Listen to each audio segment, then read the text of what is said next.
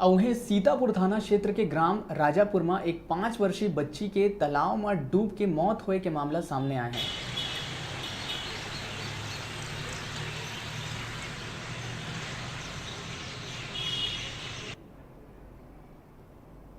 शाम करीब 5 बजे इससे मृतका सृष्टि एक्का से दो छोटी बच्चियां थी, उनके साथ पटेल तालाब तरफ नहाने गई थी।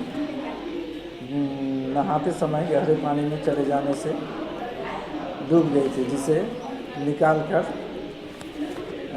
पानी से निकालकर बाहर मेड़ पे रखा गया था। थोड़ा थोड़ा सांस चल रहा था, तो इन्हें इलाज के लिए सामुदायिक स्वास्थ्य केंद्र सीतापुर लाया गया था, जहां डॉक्टर से चेक कराए थे इन्हें मृत घोषित कर दिया गया।